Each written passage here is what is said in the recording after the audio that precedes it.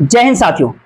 अब जरा सोचिए कि दिल्ली के शराब घोटाले को लेकर के सुप्रीम कोर्ट ने जो ईडी से सबूत पेश करने के लिए कहे हैं, अगर ईडी वो सबूत पेश कर दे और यह घोटाला अपने अंजाम पर पहुंच जाए, यानी जिस तरीके से ईडी ने सुप्रीम कोर्ट के अंदर यह कहने में बिल्कुल भी कोई हिचकिचाहट नहीं दिखाई कि दरअसल शराब घोटाले के जरिए ही कैसे पॉलिटिकल फंडिंग होती है और उस पॉलिटिकल फंडिंग के आर लेकर के कितना मुनाफा उन संस्थानों को, उन कंपनियों को और उन लोगों को दे दिया गया जो शराब नीति के जरिए ही सरकार को लाभ पहुंचा रहे थे। आप मनाइए एक चीज और कि ये अंजाम तक पहुंच जाए और उसके बाद सुप्रीम कोर्ट ईडी से एक सवाल और आगे करे कि क्या वाकई दूसरे राजनीतिक पार्टी भी इसी तरीके से पॉलिसी बनाते हैं, इसी तरीके से कॉर्पोरेट की फंडिंग होती है, इसी तरीके से पॉलिटिकल फंडिंग के जरिए अलग अलग जगहों पर चुनाव लड़े जाते हैं। जैसा खुले तौर पर ईडी ने सुप्रीम कोर्ट के अंदर यह आरोप लगाया कि 100 करोड़ से ज्यादा रुपए आम आदमी पार्टी ने फूंक डाले गोवा चुनाव के अंदर और वह पैसा कहीं और से नहीं बल्कि ये शराब घोटाले से निकल करके आया हुआ पैसा था, तो क्या वाकई सारे काले कारनामे वो सुप्रीम कोर्ट के भीतर इस मामले में इसको अपने अंजाम पर ले जाने के लिए तैयार है? क्या इस देश की पॉलिटिकल फंडिंग को लेकर के ईडी से यह सवाल करे कि आपका काम तो इस देश की आर्थिक सुरक्षा से जुड़ा हुआ है, तो क्या इस देश के भीतर में पॉलिटिकल फंडिंग के लिए सत्ताधारी राजनीतिक दल ने क्या कुछ किया है? इसका कोई सबूत आपके पास है? और सच यह है कि इस समय, इस वक्त मोदी सत्ता ने इस देश को कानून का ही बदल डाला, उन कानूनों को बदल डाला जिसके दायरे में और जिसके कटघरे में कोई दूसरी पार्टी नहीं बल्कि भाजपा खुद खड़ी है, जो विदेश से फंड ले रही थी और उसके आड़ में इस देश के भीतर में एफसीआरए कानून को ही बदल डाला। उसके दायरे में इस देश के कंपनी एक्ट ही बदल डाली, उसके दायरे में ही इस देश के वित्तीय कानून में भी उसमें भी परिवर्तन लाया गया। तो क्या इस देश के भीतर में पॉलिटिकल फंडिंग इसी तरीके से की जा रही है? अगर सारे काले कारनामे अगर खुलने लगे तो क्या उसके बाद इस समय भाजपा के लिए क्या बिसात बिछाते मोदी साकी भी बच पाएंगे? यह सवाल इसलिए भी बहुत महत्वपूर्ण है क्योंकि आज के दिन में भाजपा के भीतर सबसे ताकतवर वही शख्स है जिनके पास सब कुछ है, और सब कुछ का मतलब सिर्फ सत्ता और विभाग ही नहीं है, यानी मंत्रालय भर ही नहीं है, बल्कि समुचित ताकत सिमटी होती है उस पूंजी के अंदर, उस करेंसी के भीतर जिसमें पार्टी का कब्जा होता है और जो पार्टी को चला रहा होता है उसी के मार्फत वो पैसा निकलता है और बढ़ता है। तो क्या आज के दिन पूरे काले चिट्ठे खोला जाए और यह कहा जाए, बताया जाए कि इस देश के भीतर में कौन से कॉर्पोरेट कितना कितना पैसा अलग अलग ट्रस्ट के जरिए हो, एनजीओ के जरिए हो या इलेक्टोरल बॉन्ड के जरिए हो, इस वक्त भाजपा को देता चला गया और उसके एवज में उन्हें लाभ मिलता चला गया, और यह 100 करोड़ इसमें कहां टिक रही? और सच तो यह भी है कि इस देश के भीतर में जब कानून को ही पॉलिटिकल फंडिंग के लिए बदला जाता है और जैसे ही कानून बदले और उसके बाद पॉलिटिकल फंडिंग मिलने की रफ्तार कई गुना ज्यादा तेजी से बढ़ जाती है और उसके बाद इस देश की आर्थिक नीतियों पे दबाव कॉर्पोरेट सेक्टर का हो जाता है और वह विपक्ष उसके बाद चिल्लाता रहे राजनीतिक तौर पर संसद के भीतर या संसद के बाहर कि देखिए जो किया जा रहा है उसने कॉर्पोरेट निःशुल्क के लिए किया जा रहा है, कॉर्पोरेट के लिए ही बिल्कुल किया जा रहा है। तो आज उन तमाम परिस्थितियों को जरा आप भी सुनिए कि सुप्रीम कोर्ट ने सिर्फ उस नब्ज पर ही अपनी उंगली नहीं रखी है कि आप मनी ट्रेल के सबूत को बता नहीं पा रहे हैं, उन सबूतों को लेकर के आप आइए कि ये मामला मनीष सिसोदिया एक तरफ है और दूसरी तरफ संजय सिंह से भी जुड़ा हुआ है और सीधे तौर पर ईडी के भीतर से यह बात निकल कर आया कि दरअसल हम चाहें तो जो पॉलिटिकल फंडिंग 100 करोड़ से ज्यादा की हुई है और सीधे सीधे आम आदमी पार्टी को हुई है, तो आम आदमी पार्टी को भी एक पार्टी बनाया जा सकता है। यानी यहां पर व्यक्ति कौन होगा, पार्टी बड़ी हो जाएगी और पार्टी को लेकर के निर्णय लेने की स्थिति में इलेक्शन कमीशन, चुनाव आयुक्त आ जाए। यह परिस्थिति इस देश के भीतर में इससे पहले भी आई जब चुनाव निर्देश को यह निर्देश कह करके दिया गया कि यह विदेश से पैसा ले रहे हैं, इन पर आप कार्रवाई कीजिए, लेकिन यह कार्रवाई से बचने के लिए मोदी सरकार ने कानून को ही परिवर्तन कर दिया, उसमें ही बदलाव ला दी और राजनीतिक में चंदे के तौर पर जो आया उसमें एक एफसीआरए जो फॉरेन कंट्रीब्यूशन रेगुलेशन एक्ट 2010 है उसको बदल ही दिया गया, यानी फाइनेंस एक्ट सेक्टर 154 को भी बदल दिया गया चुनाव के पहले उसमें टैक्स की रियायत के लिए, और उसमें कंपनी एक्ट 2013 को भी उसमें भी बदलाव कर दिया गया, उसके सेक्शन 82 बदल दिए गए। सवाल यह है कि यह बदलने की आवश्यकता क्यों आई? मामला फंस चुका था, इलेक्शन कमीशन कोई निर्णय ले लेता, कोई फैसला अपना दे देता, कोई कार्रवाई कर देता, तो मौजूदा समय में देखिए ईडी उस रास्ते चल पड़ी है जहां उसने कहा कि आम आदमी पार्टी का एक पक्षकार बनाया जा सकता है, एक पार्टी बनाई जा सकती है। तो दरअसल इन पन्नों को जब आप खोलेंगे और पढ़ेंगे तो 1976 में एक एफसीआरए कानून आया था और राजनीतिक दल विदेशी चंदा खुल करके नहीं ले सकते हैं, इसमें उसका जिक्र किया गया था। लेकिन 2004 से 2009 के बीच के एक कंपनी है वेदांता कंपनी, इस दौर में आपने भी वेदांता का नाम सुना होगा, सरकार के कितने निकट है यह बताने की जरूरत होनी नहीं चाहिए। वह विदेशी कंपनी उस टाइम वेदांता थी और उसमें कांग्रेस और बीजेपी दोनों को चंदा दिया करती थी। और 2010 में एफसीआरए बिल्कुल कह सकते हैं कि उसमें एक परिवर्तन आ, और उसके बावजूद भी 2013 में पूर्व आईएएस एक अफसर थे जो हाईकोर्ट के दरवाजा खटखटाते हुए कहते हैं कि एफसीआरए में तो अभी भी लिखा गया कि विदेशी चंदा नहीं ले सकते आप। तो फिर इस पर आप सुनवाई कीजिए, हाईकोर्ट में सुनवाई कीजिए। चुनाव आयोग को निर्देश दिया गया कि आप एक्शन लीजिए। हाथ पांव फूल गए उस टाइम भाजपा के, क्योंकि वो सत्ता में थी। उसने 2016 में एक बदलाव लाया। उसने कहा कि हम जो बदलाव कर रहे हैं वो 2010 से लागू होगा, यानी 2013 में जो हाईकोर्ट ने फैसला सुनाया था कि कार्रवाई कीजिए, इलेक्शन कमीशन को यह निर्देश दिया था कि 2010 से जब ये कानून लागू कर दिया गया तो वो तो खत्म हो गया। लेकिन बात इतना ही भर नहीं है, मसला इसके बाद भी आगे बढ़ता है। उससे पहले की परिस्थिति में यह बात सामने निकल करके आई कि उससे पहले की परिस्थिति में भी कैसे पैसा चंदा लिया गया। तो 2017 में हाई कोर्ट ने बदलाव को स्वीकार किया और कहा नहीं, और सरकार से यह भी कहा कि 6 महीने के भीतर भाजपा कांग्रेस को ऊपर कार्रवाई होनी चाहिए, क्योंकि इस समय जो 50% विदेशी कंपनी अगर कोई चला रहा है तो उसका चंदा आप ले नहीं सकते। एक झटके में सरकार ने फिर कहा, कानून को बदल ही डाला 2000। अब इस बार मोदी सत्ता ने एफसीआरए में बदलाव वो जो ला रहे हैं वो 1976 से लागू होगा। यानी जब से एफसीआरए कानून बना इस देश के भीतर में, इसके देश के अंदर में जो कई फंडिंग पॉलिटिकल पार्टीज जो कई विदेशी पैसे लिए, वो 1976 से यह चीज को लागू करा दिया, जो कि क्योंकि पावर संसद के भीतर है, कानून पास कराने में कोई मुश्किल नहीं है। तो उस समय के बाद से विदेशी कंपनियों के लिए जो राजनीतिक चंदा दिया जाता है वह एक झटके में, और इतना ही नहीं, इसके आगे यह भी व्यवस्था किया गया कि 50% से ज्यादा अगर विदेशी कंपनी कोई चला रहा है, अगर उसका पैसा अगर उससे नहीं ले सकते, लेकिन उस कंपनी के किसी सेक्टर में अगर सरकार ने माफी दी हुई है कि 70% से ज्यादा इन्वेस्टमेंट किया जा सकता है, यानी विदेशी कंपनी इन्वेस्टमेंट कर सकती है, तो फिर उस कंपनी में चाहे 51% से ज्यादा विदेशी कंपनियों का पैसा लगाओ, लेकिन उस क्षेत्र में जब भारत सरकार को रियायत दे दी तो कितना भी चंदा दे सकती है। यह ऐसा पहला कानून बनेगा, इसका बिल्कुल साफ है। इसके बाद से इलेक्टोरल बॉन्ड की परिस्थिति सामने आती है। लेकिन एक क्षण के लिए आप और सुनिए कि जरा इस बात को सुनने के प्रयास कीजिए कि कंपनी एक्ट 2013 के सेक्शन 182 182 इसको भी बदला, क्योंकि इससे पहले इसमें बहुत साफ थे कि जो लोग ट्रस्ट के जरिए जिससे पारदर्शी रहे, ट्रस्ट में ट्रांसपेरेंसी रहे, कौन पैसा किसने दे रहा है, तो उसमें यह नियम था कि 3 साल के नेट प्रॉफिट का औसत एवरेज जिसको कहते हैं वो 7.5% से ज्यादा कोई चंदा नहीं दे सकता। सरकार ने इसमें भी परिवर्तन ले आया और उसके बाद कहा कि अगर कोर्ट ऑथराइज कर दे, कंपनी अपने पीएन अकाउंट में ये बता दे, तो वो फिर कितना भी दे सकता है पॉलिटिकल फंडिंग, किसी भी पॉलिटिकल पार्टी कितना भी पैसा उसे दिया जा सकता है। यह दूसरी स्थिति थी कि कॉर्पोरेट का पैसा सरकार के पास कैसे पहुंचता था, और उस सरकार उस दिशा में आगे बढ़ चुकी थी जहां पर उसको पैसा चाहिए और इकोनॉमिकल पॉलिसी के तौर पर अनुकूल होनी चाहिए। यह तो एक छिटपुट सी परिस्थिति है जो 2 करोड़ मनीष सिसोदिया ने लिए नहीं लिए, कि घर के भीतर इसकी आवाजाही, यहां तक कोई राजनीतिक पूरी पॉलिसी उसी पॉलिटिकल फंडिंग के लिए। तो क्या जब आम आदमी पार्टी को ईडी यानी इन्फोर्समेंट डायरेक्टर ने एक पार्टी बनाई है कि आपने पॉलिटिकल फंडिंग इस रूप में किया, क्या सुप्रीम कोर्ट यह सवाल खड़ा करेगा कि, और उसके बाद बोलेगा कि बताइए कि कॉर्पोरेट और पॉलिटिकल पार्टी में कहां से फंडिंग लिया और कैसे कैसे लिया, और क्या उसका कच्चा चिट्ठा लाने की स्थिति में ईडी है? क्योंकि सरकार ने भी एक तरफा व्यवस्था है। सरकार को सारी जानकारी रहनी चाहिए, लेकिन इस देश को जानकारी नहीं रहनी चाहिए। दूसरी पॉलिटिकल पार्टी विपक्ष को भी जानकारी नहीं होनी चाहिए, सिर्फ जो सत्ता में है उसी को जानकारी होनी चाहिए। इसीलिए इलेक्टोरल बॉन्ड लेकर के आया गया, और इलेक्टोरल बॉन्ड जो लिया जाता है उसमें एसबीआई के थ्रू लिया, स्टेट बैंक के थ्रू लिया। स्टेट बैंक के तमाम जानकारी आरबीआई के पास होता है।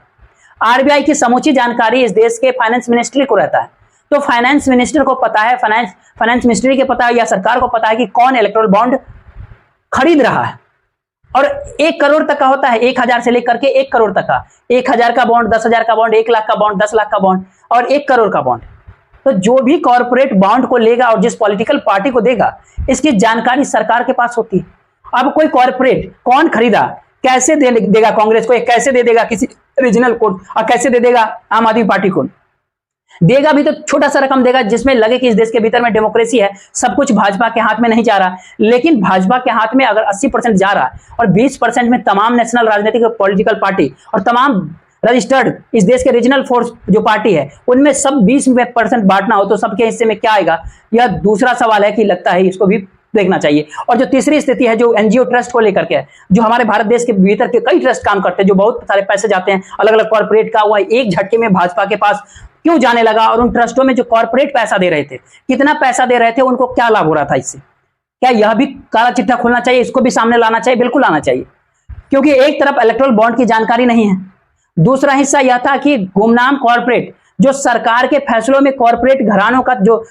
बढ़ने लगा नेक्सस, उसमें उस दौर में कौन से कॉर्पोरेट से बात निकल करके आया जिन्होंने पैसा दिया, उन्होंने कितना पैसा दिया, किस रूप में पहुंचाया, किसी को इस बात की जानकारी नहीं है। अब इस हिस्से में अगर सरकार ने यह भी कहा कि देखो 20,000 रुपए तक अनडिस्क्लोज तरीके से दिया जा सकता था, लेकिन इस देश के भीतर में एक्ट मनी का बहुत, तो हम 2,000 कर सकते हैं, इसको 20,000 रुपए नहीं कर सकते, क्योंकि पुराने समय में देखिएगा तो ये 20,000 की रकम उन डिस्क्लोज सोर्सेज के हिसाब से, जो कि बताने की जरूरत है नहीं इलेक्शन कमीशन तक को, तो ये पैसा दिखाया जाता था, वो बहुत तादाद में होता था, लेकिन वो कितनी भी बड़ी तादाद में होता था, लेकिन वो रकम अब दी जाने वाली कॉर्पोरेट की फंडिंग और इलेक्टोरल बॉन्ड के जरिए पूरे के पूरे ढांचे अगर देखिएगा तो उसके तुलना में बहुत छोटा, बहुत शून्य नजर आएगा। यानी कानूनी के जरिए ही पैसा कैसे पॉलिटिकल फंडिंग में आ जाए, और पॉलिटिक्स इस दौर में पॉलिसी जो बनाए वो कॉर्पोरेट के हिस्से में बनाई, क्या यह काला चिट्ठा, यह भी खुल करके सामने आना चाहिए। हमें इस बात का जिक्र इसलिए भी करना चाहिए और महत्वपूर्ण है कि इस देश के भीतर में जो अलग अलग तरीके से जो काम कर रहे थे, उसमें कई ट्रस्ट, मतलब ये भी जनरल इलेक्टोरल ट्रस्ट है, ट्रंप ट्रस्ट है, मतलब समाज इलेक्टोरल ट्रस्ट है, जन प्रगति इलेक्टोरल ट्रस्ट है, प्रोग्रेसिव इलेक्टोरल ट्रस्ट है, मतलब ऐसे काफी सारे ट्रस्ट है जिसमें भाजपा को 336 करोड़ रुपए ट्रस्ट से मिले हैं, और उस ट्रस्ट से 464 करोड़ रुपए एक ट्रस्ट में आए। उसमें से किसने पैसा दिया, उसमें सबका नाम क्या डिस्क्लोज किया जाए, एक एक का नाम कर सुनिए। वैक्सीन बनाने वाली कंपनी जो serum institute of India, 45 crore रुपए इसने दिए थे, जो कि भाजपा के पास गए। यह सवाल एक और यहां पे है, क्या जो इलेक्टोरल ट्रस्ट है और जो पैसा कॉर्पोरेट देता है वो केवल भाजपा को देता है? उसका एक आंकड़ा आप समझिए इस चीज को, कि भाजपा को मिले 336 करोड़, कांग्रेस को मिले 16.5 करोड़, 464 करोड़ कुल आया। इसी तरीके से बढ़ते चले गए, और दूसरी कंपनी आती है इलेक्टोरल ट्रस्ट बना करके, सत्या इलेक्टोरल ट्रस्ट, उसमें कौन पैसा दे रहा है? भाजपा को। और कुछ कंपनी के नाम भी आप सुनिए और समझ में बिल्कुल क्लियर आएगा कि भारत में Bharti Airtel, Indiabulls, JSW, DLF cybers, DLF मतलब और पावर और pharma, JK group, JK tyres, JK group के सभी, वर्मा जेकर, Lakshmi cement, Jemco limited, Chambal fertilization, मतलब इस तरह से गुजरात का भी नेशनल इंजीनियरिंग ट्रस्ट, मतलब बहुत सारे जो 2016, 17, 18, 19 और 20 में एक प्रक्रिया में जो इलेक्टोरल बॉन्ड में शिफ्ट हो गए, कुछ नहीं शिफ्ट हुए हैं, तो इसको इस रूप में भी आप आगे समझिए कि खुद खास तौर पर जो भारतीय एयरटेल, टोरेंट पावर और जीरो मोटर कॉप का 135 करोड़, और गैली एविएशन प्राइवेट लिमिटेड यह भी पैसा देता है, सीएमआर ग्रुप 40 करोड़ रुपए देता है, टीएलएफ करोड़ 25 करोड़ रुपए देता है, एयरटेल 17.5 करोड़ रुपया देता है, आदित्य बिरला ग्रुप 10 करोड़ रुपए देता है। अलग अलग ट्रस्ट के जरिए बात निकल करके सामने आई। उसके बाद सवाल है कि तमाम कंपनियों को अगर आप इसको विश्लेषण कीजिएगा तो इससे कंपनियों को क्या लाभ मिलता है सरकार से, तो क्या यह लाभ इससे पहले भी मिल रहा था, या इन पर आकर के ही ऐसा हुआ और फिर सारी कंपनियां धीरे धीरे, तो ये जो पूरे इसके विश्लेषण के बाद जो निकल करके आती है, जो कि ये बिजनेसमैन की जो रफ्तार है 2015 के बाद से, जब सरकार का ध्यान गया ये पॉलिटिकल पार्टी का, जब ध्यान गया कॉर्पोरेट के लिए, और कॉर्पोरेट के लिए जब पॉलिसी बनने लगे, उसमें सिर्फ अंबानी अडानी का ही जिक्र नहीं है, या टाटा या फिर बिरलाज का जिक्र नहीं है, केवल बाकी कॉर्पोरेट्स को भी जो लाभ मिल रहा है वो पहले के तुलना में लगभग 25 से 50% तक का लाभ बढ़ गया। और उनके कॉम्पिटिटिवनेस में जो कंपनियां आती है वो सब धीरे धीरे बंद होने लगी, सिमटने लगी। उसमें बहुत सारे क्षेत्रों की कंपनी अपना व्यापार ही वहां बंद हो गया। तो क्या यह तमाम काले कच्चे चिट्ठे जो इस देश के भीतर में अगर खुलेंगे तो पॉलिटिकल फंडिंग जो है उस पार्टी जो है उसके भीतर जो ईडी को यह काम करना है, एनफोर्समेंट डायरेक्टर को, और कैसे पैसा लाया जा रहा है और कैसे इलेक्टोरल बॉन्ड खुले तौर पर, उससे पहले वो 3 कानूनों में जो परिवर्तन किया गया, यह भी एक बड़ा सवाल है। इसका सवाल का जवाब कौन देगा शायद ये पता नहीं, लेकिन ईडी का यहाँ पर ईडी के पास जो पूरे जो जिसको कहते हैं इन्फोर्समेंट इंफॉर्मेशन रिपोर्ट, ये जनवरी तक का जो इसका पूरा डाटा चिट्ठा निकाल के रखा था वो 5,906, उसमें 531 में यानी सर्च वारंट किया, वो उसमें वारंट दिया जो केसेस है 506, उसमें सर्च किया गया है 531। अब उसमें सवाल है कि एमएलए और एमपी विधायक सांसद जो है वो तो जो पूर्व के एमएलसी हैं, एमपी हैं, उनका संख्या 176 है जो ईडी के अंदर है, और ओवरऑल जो अरेस्ट हुआ है जो 5,906 में से, उसमें से 513 लोगों को गिरफ्तार किया गया। यह बेसिक ढांचा है और ये इसको समझिए आप, जो ईडी के अंदर की केस है। और अगला सवाल है इलेक्टोरल बॉन्ड को लेकर के, इसलिए भी सवाल बड़ा होते जा रहा है क्योंकि जो इलेक्शन का जैसा ही ऐलान होगा तो इलेक्ट्रल बॉन्ड भरने के लिए और देने के लिए एसबीआई यानी सारी नेक्सस को तैयार कर दिया जाएगा और कॉर्पोरेट जो है सो कैसे फंडिंग को पहुंचाते हैं पॉलिटिकल पार्टी के पास, यह सारी कहानी जो है ना इस दौर में चुनाव आयोग जैसे नोटिफिकेशन जारी करेगी तुरंत एक्टिव हो जाए। और इसमें एक सवाल और है, दूसरा आता है कि अगर इस देश के भीतर में इलेक्ट्रल बॉन्ड जो 13,791 करोड़ का है उसमें कितना पैसा किस रूप में कहां पर गया, किसने लगाया, किस तरीके से लिया, कहां गया, यह जिक्र इसलिए भी जरूरी है क्योंकि 7,943 करोड़ ये जो 2019 के इलेक्शन में जो इलेक्शन के समय जो जनवरी मार्च या फिर अप्रैल मई तक जो इस साल का जिक्र कीजिएगा तो लगभग 2090 करोड़ रुपया दिया जा चुका है जनवरी से, और जुलाई और अक्टूबर नवंबर दिसंबर इन 3 महीने इलेक्ट्रल बॉन्ड के ऊपर जिस कॉर्पोरेट के जरिए इलेक्ट्रल बॉन्ड लिया जाता है, दिया जाता है पॉलिटिकल पार्टी को दिया जाए ताकि सरकार सत्ताधारी के पास सारी जानकारी इसकी होती है, एसबीआई आरबीआई के जरिए सारी जानकारी मिल जाती है, तो फिर जवाब इलेक्ट्रल बॉन्ड को, क्योंकि वहां आपको बताना पड़ता है जब इलेक्ट्रल बॉन्ड लेते हैं, लेकिन उसका नाम और कॉर्पोरेट का नाम या व्यक्ति का नाम यह इस देश में सरकार बिल्कुल नहीं बता रही है कि इनका इसको गुमनामी के अंदर रख रहे हैं। कोई नहीं कह रहा है कि किसने कितना पैसा दिया, और सरकार ने कानून ही परिवर्तन कर दिया,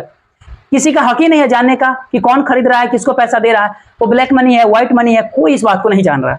तो एक सवाल और आता है कि क्या ईडी इस बात की जांच आगे करेगी कि इस देश के भीतर में जो कंपनियां, जो बिजनेसमैन दुनिया के बाकी हिस्सों में काम कर रहा है और मल्टीनेशनल खुद को बना रही है, और तमाम टॉप मोस्ट देश के 25 कंपनियां सभी मल्टीनेशनल, जिसमें 16 कंपनियां गुजरात से,